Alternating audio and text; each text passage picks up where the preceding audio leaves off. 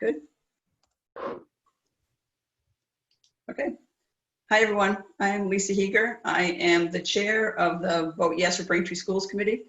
With me tonight, I have Jen Dolan, who's also on the committee with me. I just wanted to send a special thank you to Mayor Kokoros for joining us tonight. If you have specific questions about the campaign itself, Jen and I would be happy to answer them. If you want to get involved in the next 2.5 weeks to help with the campaign, we really appreciate the help. Steve is here from the mayor's office. He's going to talk about the logistics as far as if you have a question, raise your hand, or if you can call into the mayor's office, he'll explain all that. This is being recorded so that we can post it, or Steve again will post it on the town's YouTube so that people can refer to it.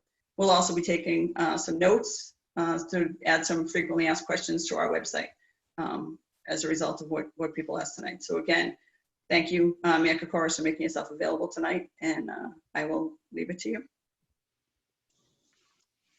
Thank you. So before we get started on the questions, just like to thank you both, Lisa and Jen, and Steve as well, for putting this together. I will say that, you know, it's been a very difficult time, trying time through these COVID times. And we do understand that, you know, a lot of people are struggling right now. And we hope that, you know, we get through this pandemic sooner rather than later. But what I will say is that the numbers that I'm going to give you, just to give an update as to where we are as far as the cost of this debt exclusion. Essentially, I think we just have to keep in mind that we are looking at a debt exclusion that is not to pay for something this year. It's for something that we're investing in many years to come. So although we're in a pandemic right now, 5 years from now, hopefully we'll never see something like this again. So I think that when we look at the debt exclusion as a whole, we just have to look at how many years we're looking at as far as the value of what the vote is for, and not really just look at the current times we're in right now financially. But the upside to the current times is that our bond rating, the bond rates have definitely dropped. One positive is that we have maintained our high bond rating. So we're able to borrow money at a much lower rate than some other communities. And I will say that when we started initially, we were looking at an average of $191 for the average household, which would be valued at approximately assessment of $502,594. So $502,594 would be the average assessment on a residential home, and the cost would be approximately $190.99. And that was year 1 through 5. And then it went down to $175.91 in years 6 through 10. And then it went to $170 in years 11 through 20. And in the final years, 21 through 30, it went down to $150. So this is, once again, a debt exclusion. And just to refresh everyone's memories on it, the debt exclusion eventually does get paid off. And there's different schedules. Some of the items in the debt exclusion are for less years than others. And we have one item, which is the South Middle School project, which is a total of $55,588,000 that we would be paying for, that you as residents would be financing through debt exclusion. And that's a 30-year note. And then we put in the elementary schools and the roofs, and that was a $5 million expense that would be financed over 20 years.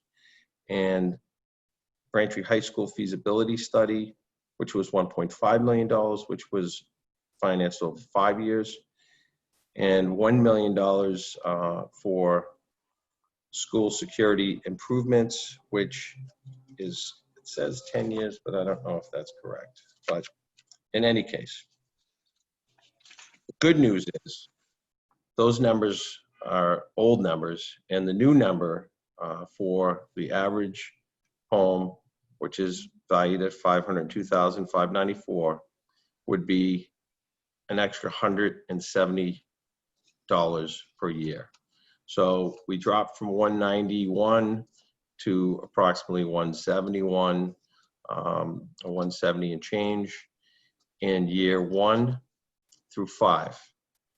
In years 6 through 10, the number then drops to 150. So as we progress to years 11 through 20, the number drops to 140. And in the final years, 21 through 30, it drops to $130. So there is basically a $20 to $25 difference. In one case, a $30 difference from the original numbers that we had prior to the pandemic. And our bond rates are excellent. And at this point, the 30-year rate is approximately 2%, where it was 3.25% previously.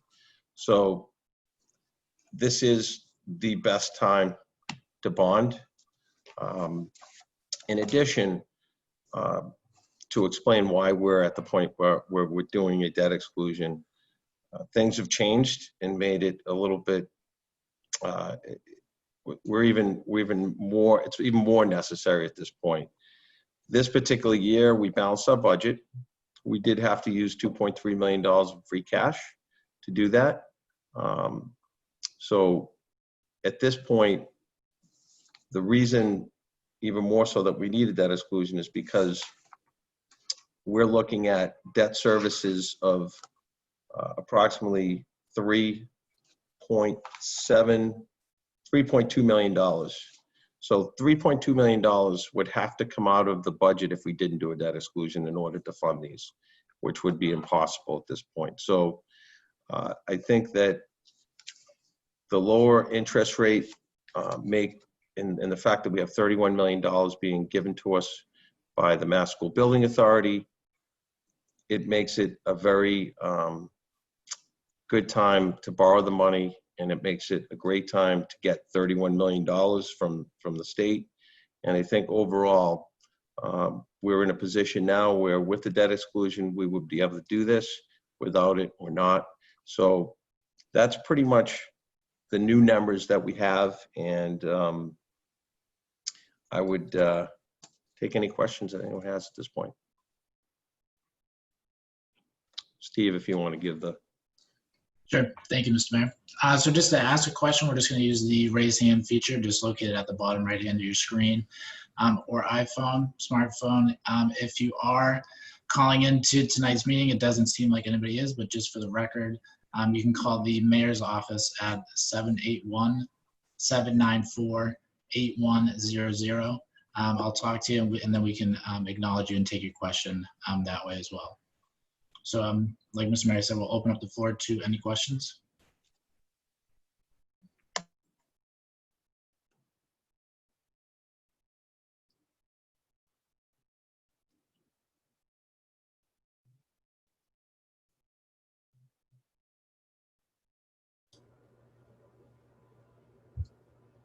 Well, I guess while we're waiting for people to summon the courage to ask their questions, I will mention if folks want to help us get involved and get the word out for the debt exclusion, that would be greatly appreciated. As Lisa said in the beginning, we only have a couple of weeks to go, and there are a number of ways you can help us. We're doing some standouts on Wednesdays and Saturdays, and on our Facebook page, you'll see the link to sign up. It's also on Nextdoor. And the best thing you can help us do is talk it up to your friends and neighbors, and help them understand why this is so important for the schools.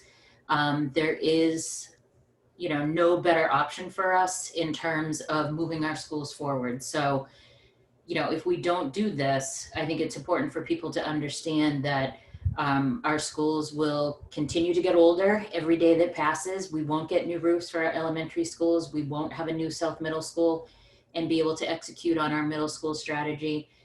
We won't be doing the security assessments, and it sort of goes on from there. So as the superintendent likes to say, Hollis School was built the year the Titanic sank. And so it's important for us to understand that these schools are just getting older, and it's important for us to have options. So by building a new South Middle School, it gives us the flex space, if you will, in the existing South Middle School, and allows us to, you know, continue moving forward. And I know that there's a lot of interest in the town in people, from people to get to work on the high school. And so this helps to set the stage for us in terms of funding that feasibility study that the mayor mentioned. So, you know, the high school can be next in the queue if we manage to pass all 4 items in this vote. So, you know, this is our best chance to move our schools forward. And I understand, you know, I've seen a couple of comments that there's some frustration with things being a little bit up in the air with the back to school plans. And I guess I would just say,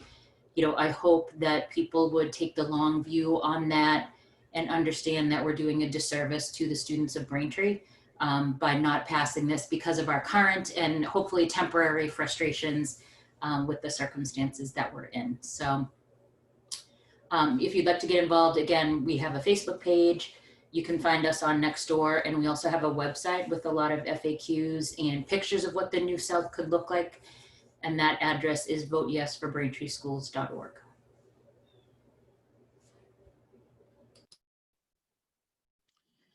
I think there was a question on what improvements would be done to the high school from someone in the chat.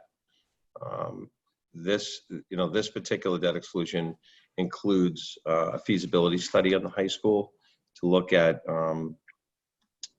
which is really the first phase of doing any major improvements or overhaul the high school. So for the panelists that asked that question, there is no actual capital money in this particular debt exclusion for the high school at this time, but there is a feasibility study funded so that we can get started on that once we move forward on the South project. So that would be the answer to that question. We do have somebody else with their hand up, Mr. Mayor. Aaron Uhas. Hi, how are you? Hello there. I just had a question. Presuming that this passes, and hopefully it passes, is there any limitation on how many projects we can present to the state? So if we have if East is done and South is done, and then the high school is done, can we then present plans for the elementary level as well? There is no limit as to how many projects are presented. As a matter of fact, right now, we've already put in for the roof replacements, and I think we have some positive response on at least one, but there is no limit. What does happen is they look at, they only have a certain finite amount of money, so they do look at each case to see who meets the criteria, and they rate it on a number of different items. They look at us, if you're looking at a school, for example, like they'll look at the number of students. If it's overcrowded, they'll look at the condition of the building, etc. So there's definitely no limit. And if a good plan is presented, then the MSBA is always willing to help fund these projects, and we would definitely continue down that path to try to get all of our schools to where we want them to be, for sure. Can I just add something to that as well? Braintree has had both South and East in with the MSBA simultaneously, and they've invited us in for both of those projects to move forward with these, based on the fact that we're planning on moving the 5th grade up to the middle school to free up 23 plus classrooms at the elementary. So to have 2 projects with the MSBA active is really unheard of. We have an excellent relationship with the MSBA, and we have submitted the high school. Correct me if I'm wrong, Jen, but I think it's been 3 years simultaneously or in a row. But since we've had both East and South in the pipeline, we have not been invited. And again, as Kokoros said, there's a lot of other projects out there. I believe Sharon right now is building a new high school. So there's a lot of projects, there's a lot of schools, a lot of towns vying for that same bucket of money. So I think our plan, at least historically, has been to move on to the high school next. And then I'm sure if there are other needs at the elementaries, we would continue to seek funding from the state.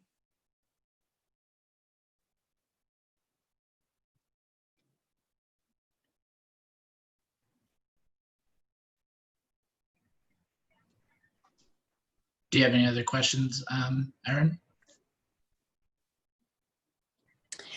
I think that was my main question. I'm concerned about the fact that I've heard that the state will not be as willing to provide or approve projects if we were to vote no on this. And I'm not sure, I'm sorry, I missed the very beginning. I'm not sure if that was covered, but could someone speak to that? Well, I would say that certainly what happened, first thing that would happen is that money obviously would not be given to Braintree.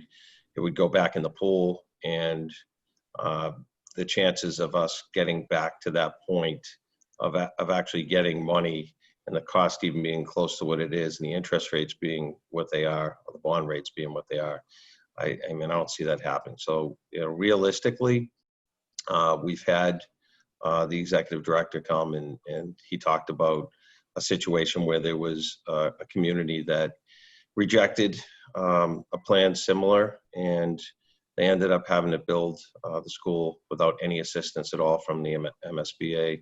And that was several years later, and it was, you know, quite expensive.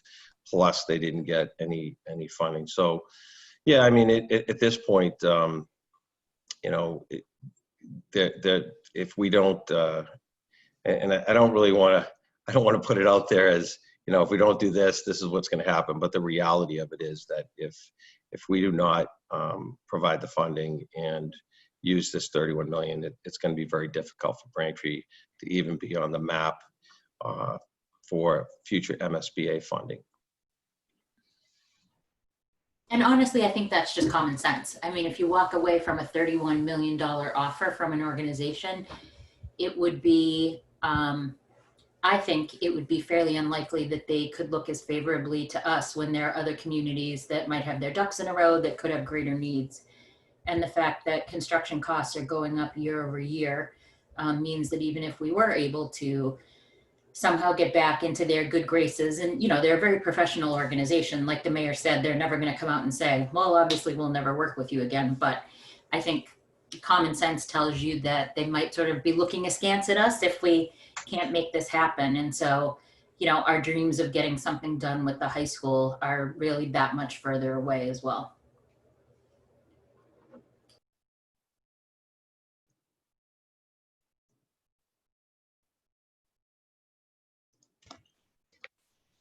Okay, thank you, Erin. We do have another question from Karen Driscoll.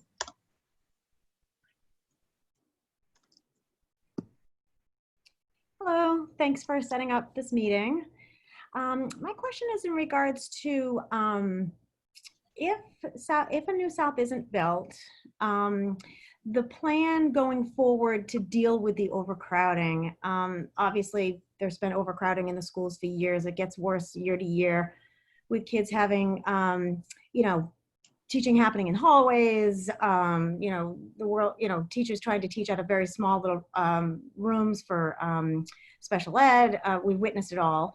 But I'm curious if this doesn't pass and South doesn't get built, what is the plan to deal with the overcrowding as far as moving kids around within the district or redistricting? I think, I don't think Dr. Hackett is on right now, but there was a plan, a couple of plans that were presented that would definitely redistrict students. So there would be really it would be kind of a major disruption as far as shifting around students to different schools in order to facilitate having the space that's needed for the students. So we can get a copy of that to you from Dr. Hackett. If you just reach out to Steve, he'll make sure you get a copy of it. Just But- from, But the Sorry. ultimate answer is that there would be major disruption and redistricting. So right, there was discussion back in the winter. None of these, there were some plans that were presented to the school committee. None of them were voted on, or none of them were decided, but some of the options, potential options, if this does not pass, it included restructuring the grades, K to 2, 3 to 5. All the kids in the entire district for 6 to 8 would go to East, so that every child would benefit from that facility. And then the high school, I believe, would still be 9 through 12. Again, these were just one of the options that was thrown out. But regardless of what the option is, there would definitely be redistricting, restructuring of the school system as a result. Yep, so the concept of neighborhood schools would be gone.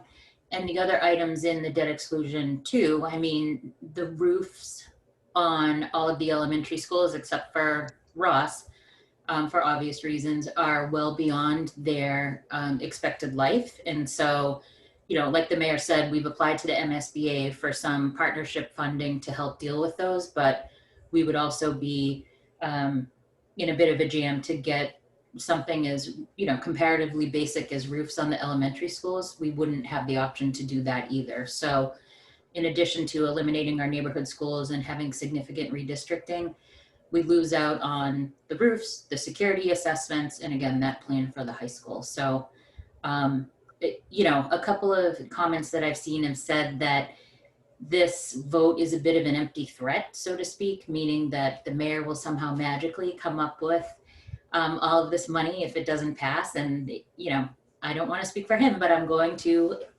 in just for a second, and say that, you know, this vote isn't an empty threat. If it doesn't pass, there's going to be significant consequences for our school system, and none of them are good.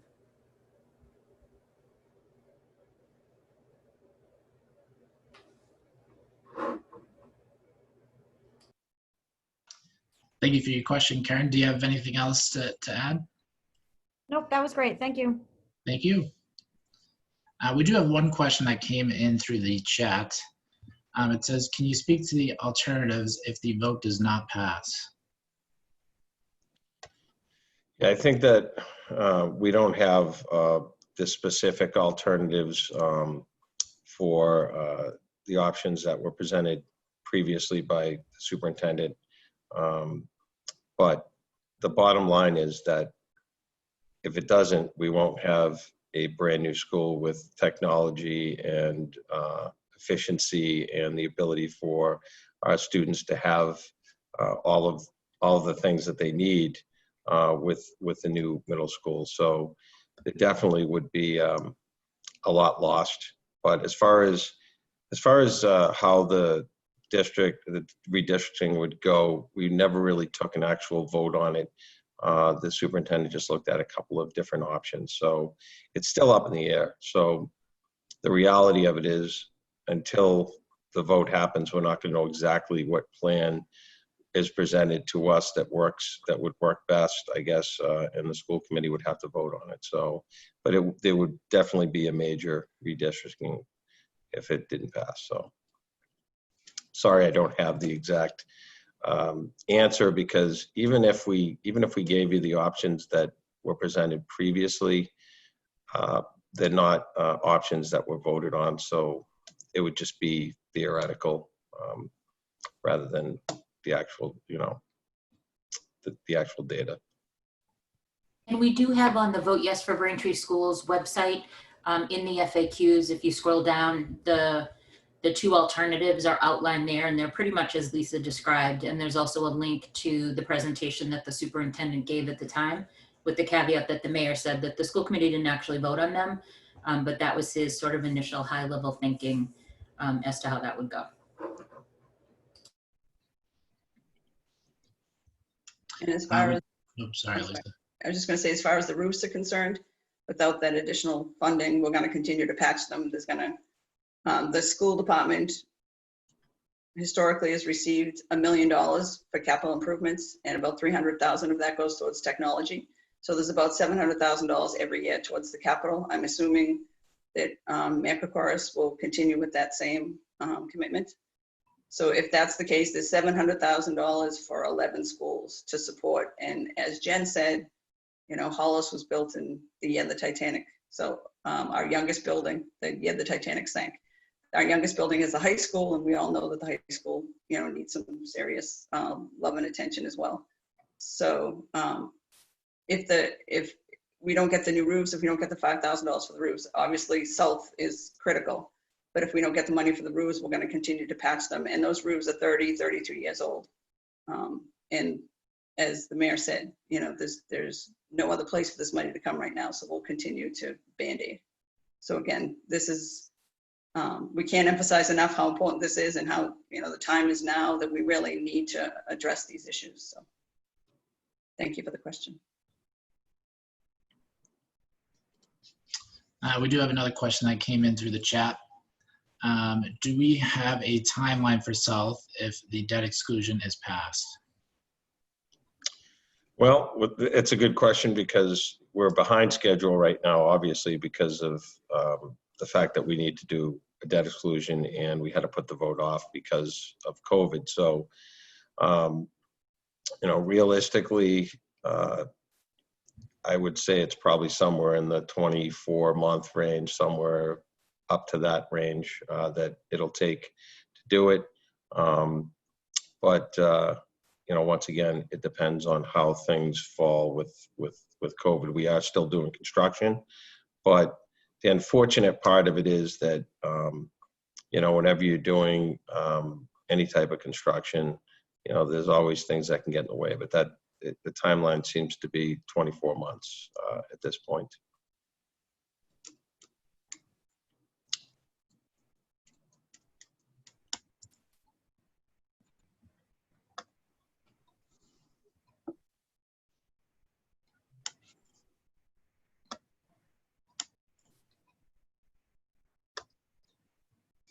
I don't see any other questions at this time.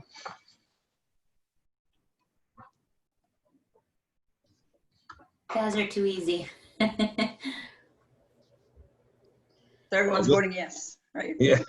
Yeah. And also this is our, you know, our first Zoom, and, you know, we can do more, as you had said before, Lisa. So whatever you guys want to do, let me know. And, you know, we'll get the information. Well, Jen will get the information and put it out there. I know for sure. It's, you know, No problem. so, yeah.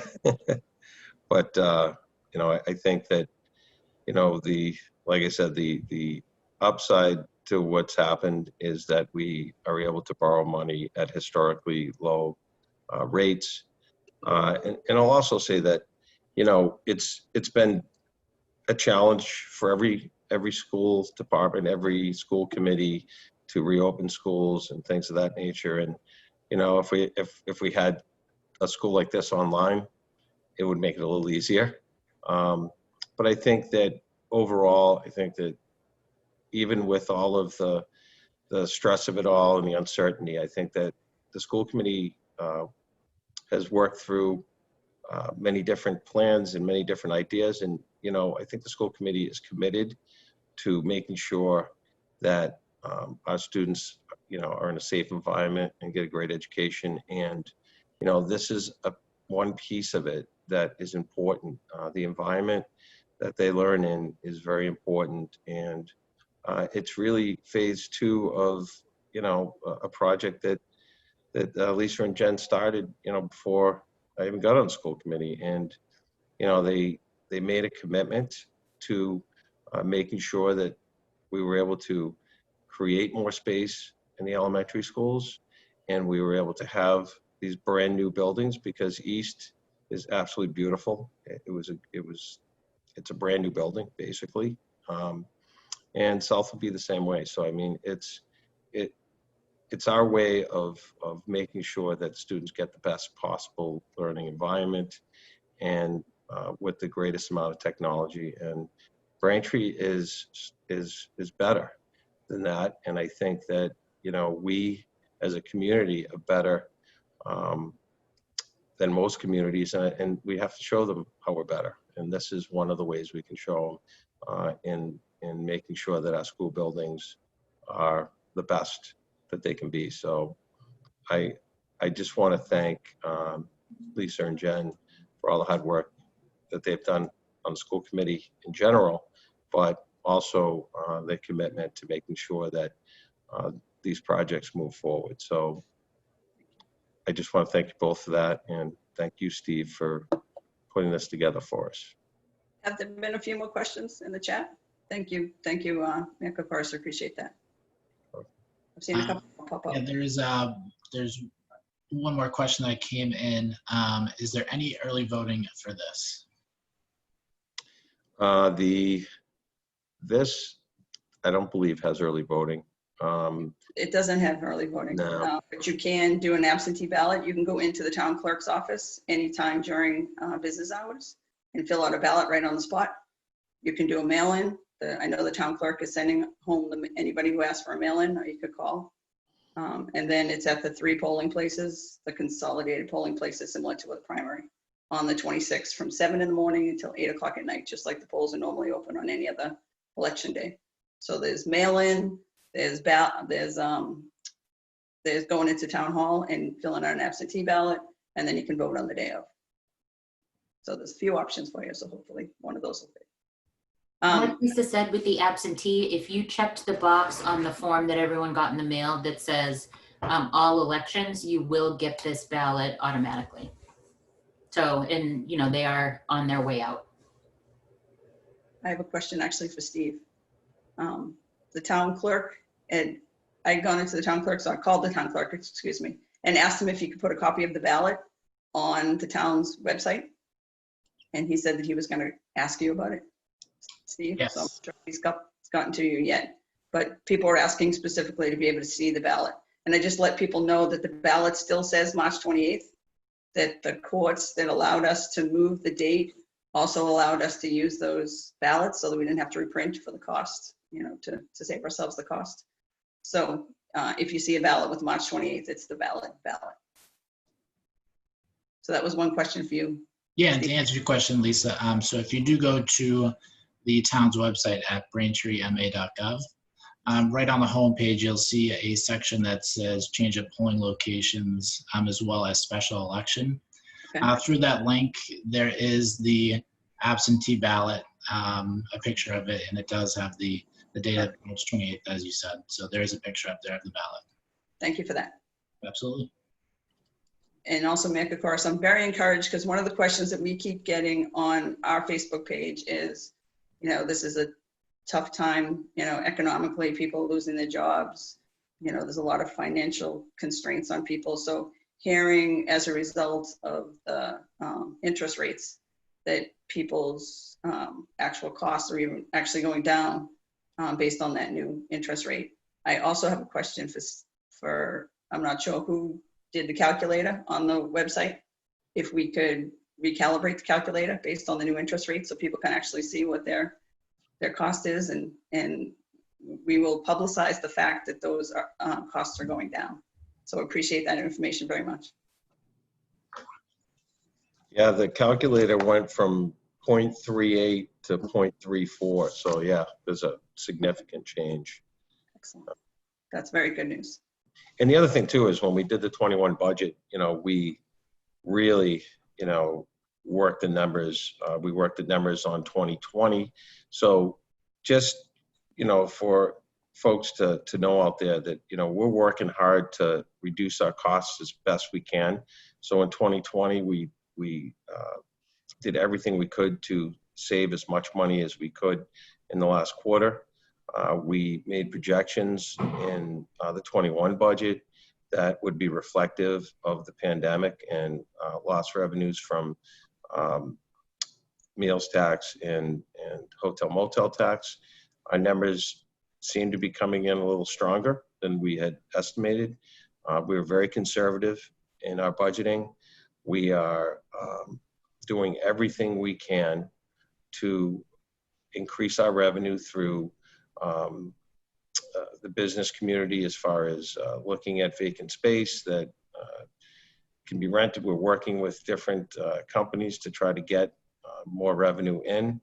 And at the same time, we're trying to, we've been tightening our belts as much as possible so that we're reducing, we reduced the number on the budget, and it was the lowest increase that we had in a number of years. So we're being fiscally responsible. So I think that, you know, that's kind of the message we want to send out there, is that, you know, we're working this as hard as we can to make the budget as affordable as possible and get the best services we can for the residents, and do it for the lowest possible cost. So this is an asset that we can add to our school system, and quite frankly, it's so important for us to make sure that we keep these buildings up to date, and this is an opportunity of a lifetime, really, for all of us. And I'm excited, having gone through the Braintree school system, and you know, the only school that I have left is Braintree High School. Every other one has either been closed or converted to something. So it definitely is time, and I think it's the right time based on the interest rates and our ability to create a 21 budget that is as conservative as we could get. And in many cases, we had departments that took their level funded budgets and cut them as much as 4%. So we're going to keep working hard on that. We're going to watch, you know, every penny that we spend, and at the same time, we have this debt exclusion, which will really add value to, you know, not only your residential property, but just the community as a whole, because of what it'll do for us, for the community. So, thank you. I have one more question, one more comment. I believe, Jen or Kokoros, you could correct me if I'm wrong, but I understand we put in an accelerated repair request with MSBA for the roofs, and they came back and accepted Hollis. Is that correct? They're partnering with us on Hollis? Is that? I'm embarrassed to admit that I don't know which one, but I do know that we had one or two accepted. So, So will that $5 million that we've put aside, will that decrease as well? Based on my understanding was if any of those statement of interests were accepted, then we would adjust the roof money balance as well. Is that? Yeah, that's correct. So any additional funding we receive from the MSBA has to go towards paying down the balance. So that money would definitely do that. So again, it would lower the number. So again, all the numbers are going down. This is excellent. Yeah. Those are all my Never questions. Yeah. Anything else, Steve? No other? I don't see any other questions. Nope. And really, the other thing too is, you know, we as a group wanted to make sure that everyone had the ability to vote. So, you know, a lot of communities had elections during COVID. During the peak of COVID, we refused to do that. So we have, you know, worked to change the date. That's something that we did. My chief of staff, through her role as solicitor at the time, worked through the courts to change the date prior to that being allowed by the governor. So we got ahead on that, and we made sure that no one was left out in order to make sure that everyone could vote. So we postponed the date until we felt that this was pretty much the latest possible point that we could have the election, so that we made sure that the numbers were really good as far as our control of the coronavirus in the community, and the numbers have been very, very, very good more recently. So it was important to Lisa, Jen, myself, all of us, to make sure that people had the ability to go out and vote, no matter how they were going to vote. So I think we've accomplished that, and with the mail-in voting and the ability to do your absentee, et cetera. Just gives everyone the opportunity to participate. So it's important. And people have asked a couple of times if they voted absentee back in March, does that still count? And the answer is yes. So if you've already voted, you are all set. You get a gold star for being such an overachiever.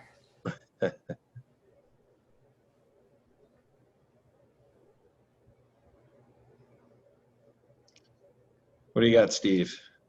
I do not see any other hands raised, nothing else in the chat. Well, if we have the need to do this again, you had said, Mayor Kokoros, that you would make yourself available for another one of these. Absolutely. So see what kind of feedback we get.